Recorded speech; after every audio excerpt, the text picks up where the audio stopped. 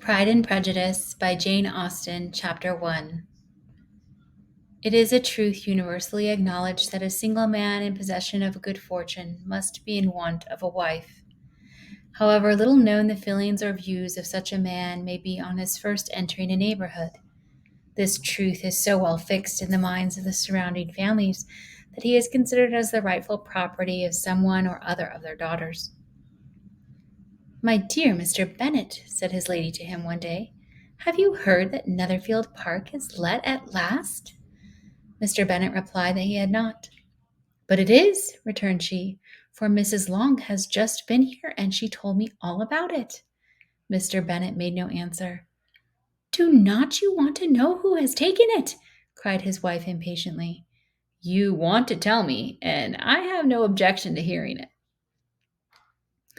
This was invitation enough.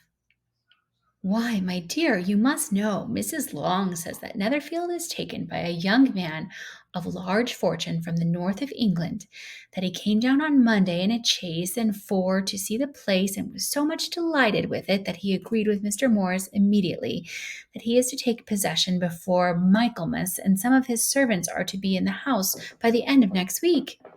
"What is his name?" "Bingley." "Is he married or single?" "Oh, single, my dear, to be sure. A single man of large fortune. 4 or 5 thousand a year. What a fine thing for our girls!" "How so? How can it affect them?" "My dear Mr. Bennet," replied his wife, "how can you be so tiresome? You must know I am thinking of his marrying one of them." "Is that his design in settling here?" "Design? Nonsense! How can you talk so? But it is very likely that he may fall in love with one of them, and therefore you must visit him as soon as he comes." "I see no occasion for that. You and the girls may go, or you may send them by themselves, which perhaps will still be better, for you are as handsome as any of them. Mr. Bingley might like you the best of the party." "My dear, you flatter me. I certainly have had my share of beauty, but I do not pretend to be anything extraordinary now. When a woman has 5 grown-up daughters, she ought to give over thinking of her own beauty. In such cases, a woman has not often much beauty to think of. But, my dear, you must indeed go and see Mr. Bingley when he comes into the neighborhood." "It is more than I engage for, I assure you." "But consider your daughters. Only think what an establishment it would be for one of them. Sir William and Lady Lucas are determined to go, merely on that account. For in general, you know they visit no newcomers. Indeed, you must go, for it will be impossible for us to visit him if you do not." "You are over scrupulous, surely. I dare say Mr. Bingley will be very glad to see you, and I will send a few lines by you to assure him of my hearty consent to his marrying whichever he chooses of the girls, though I must throw in a good word for my little Lizzie." "I desire you will do no such thing.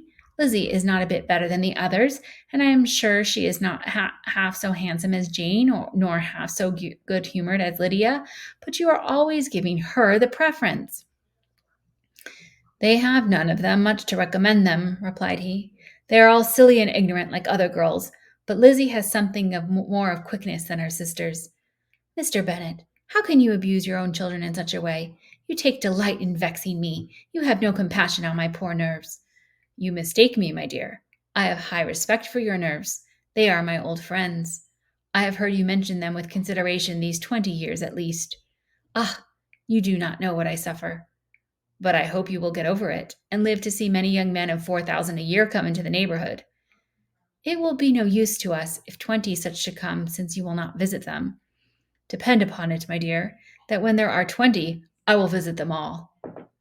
Mr. Bennet was so odd a mixture of quick parts, sarcastic humor, reserve, and caprice, that the experience of 3 and 20 years had been insufficient to make his wife understand his character.